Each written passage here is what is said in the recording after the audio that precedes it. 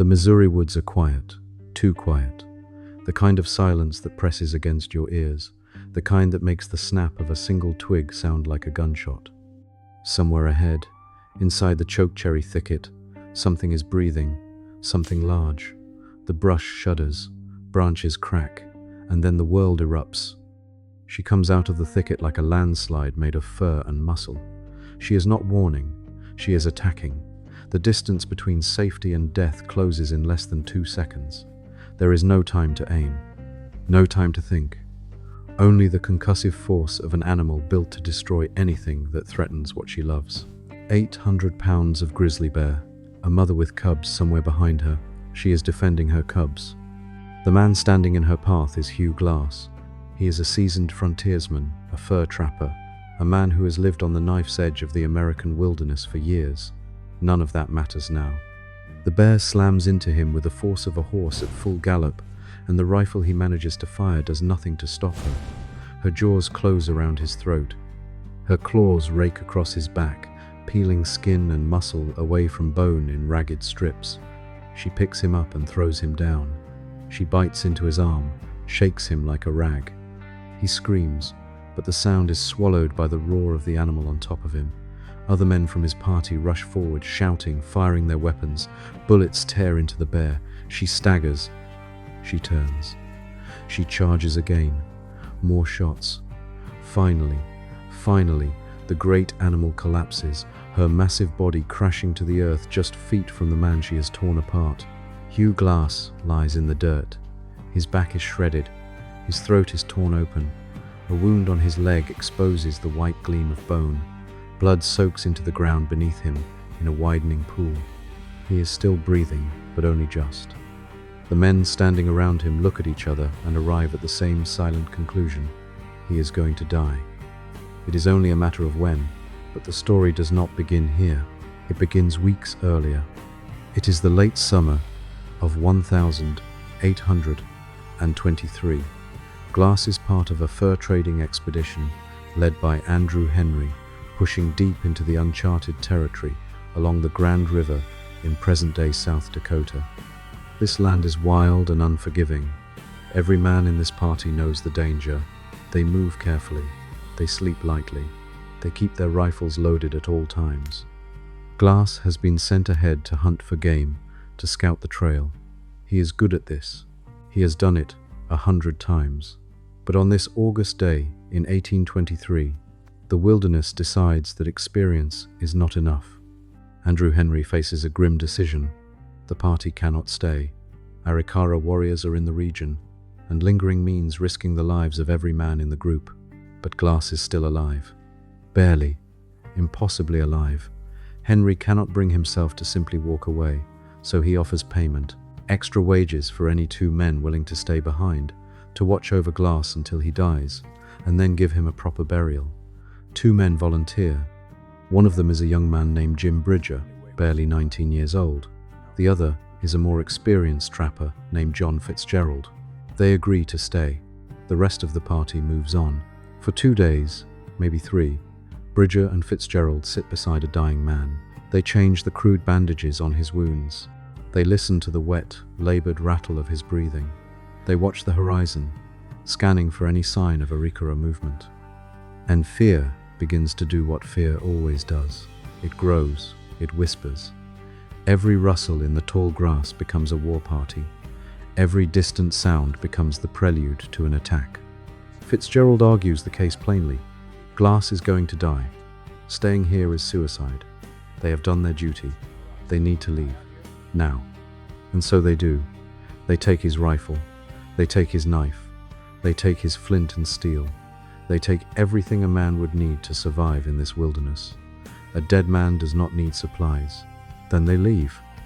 They walk away from Hugh Glass, alone, unarmed, unable to stand, his body a ruin of torn flesh and broken bone, lying on the ground in the middle of a territory that wants him dead in a dozen different ways. Glass drifts in and out of consciousness. Hours pass, maybe a full day. When his mind finally clears enough for him to understand his situation, the silence around him tells the story. No voices, no fire, no companions. He is alone. He turns his head, and the movement sends a wave of agony through his shattered body. His supplies are gone. His weapons are gone. He has nothing. He is 250 miles from the nearest outpost, Fort Kiowa, on the Missouri River. He cannot walk. He can barely lift his head. Every rational calculation says he is already dead, that his body simply has not caught up to the fact yet. But something in Hugh Glass refuses. It is not heroism. It is not courage, at least not the kind that looks good in paintings.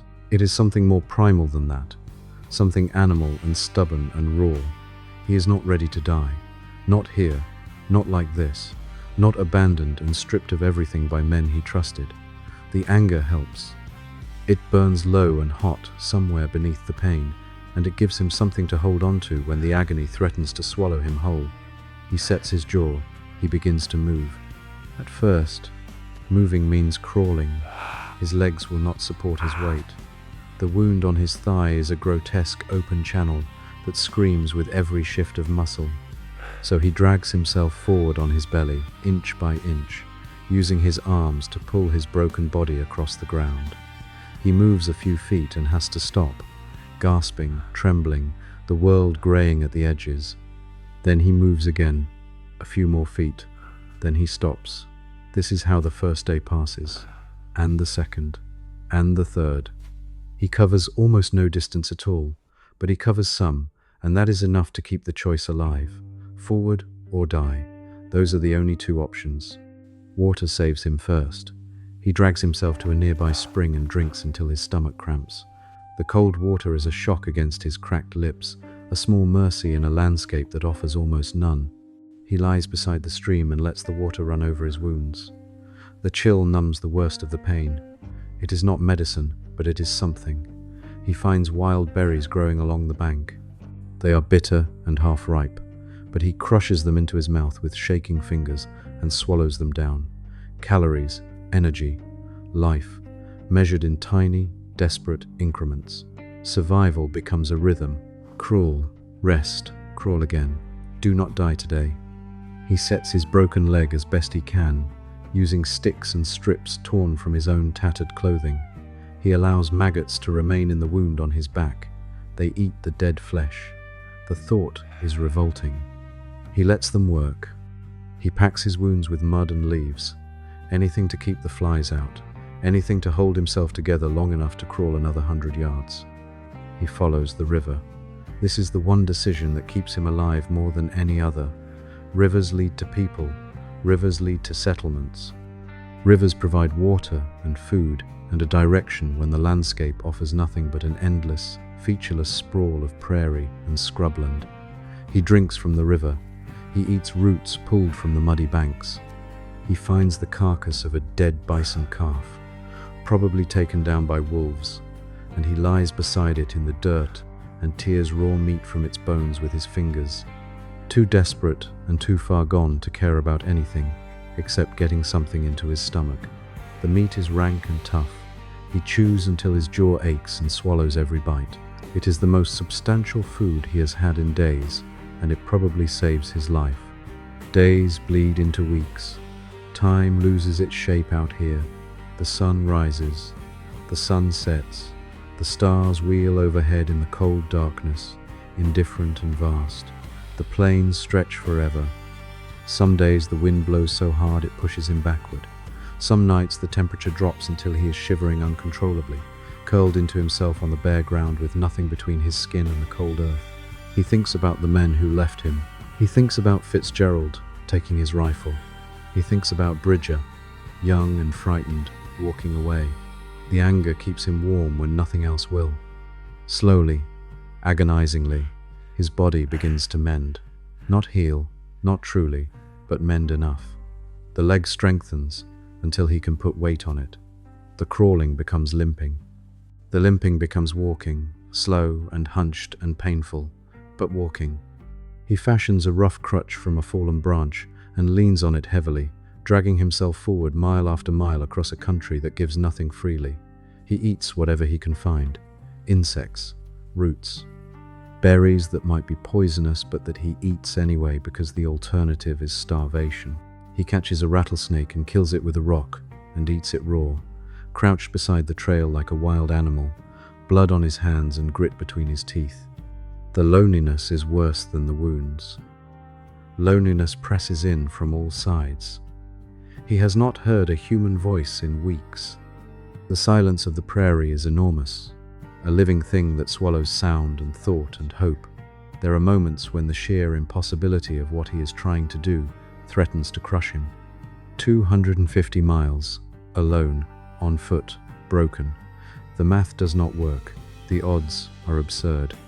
But he does not stop. He cannot stop. Stopping means Fitzgerald wins. Stopping means the wilderness wins. And Hugh Glass, stubborn, angry, half-dead Hugh Glass, will not allow it.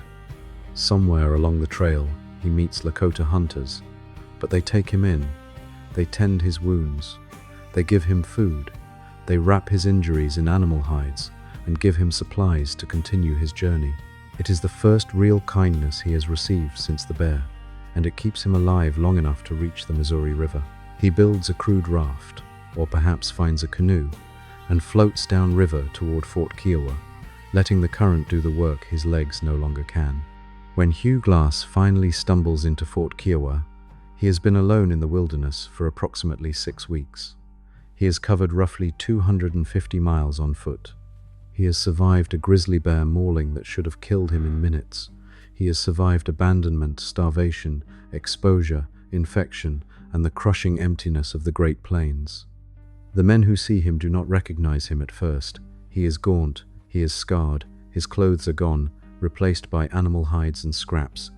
He looks less like a man and more like something the wilderness chewed up and spat out, which is, in a very literal sense, exactly what happened. There is no triumphant music, no cheering crowd, no grand moment of vindication. There is just a man standing upright when every force in the natural world conspired to put him in the ground. He is alive. He is alive. That is enough. Hugh Glass is alive, and the wilderness that tried to consume him is still out there, vast and indifferent, already forgetting his name. He will go on to confront the men who abandoned him. He will find Bridger, and by most accounts spare the young man, recognizing the fear that drove him. He will track down Fitzgerald and discover the man has joined the army, placing him beyond easy retribution. The vengeance that fueled his crawl across the plains will dissipate into something quieter, something harder to name. Perhaps exhaustion, perhaps wisdom, perhaps simply the realization that being alive is enough. But all of that comes later. In this moment, the only thing that matters is the simplest thing in the world. Hugh Glass is breathing. He is standing on his own 2 broken, battered feet. And behind him, stretching back across 250 miles of hostile, empty country, there is a trail made by a man who refused to stay down, a trail made by someone who chose, again and again, with every agonizing crawl and every painful step, to keep going, not because he was a hero, not because he was invincible, but because he was human, and humans, when everything else is taken from them, sometimes discover that the last thing left is the most powerful thing of all, the will to survive.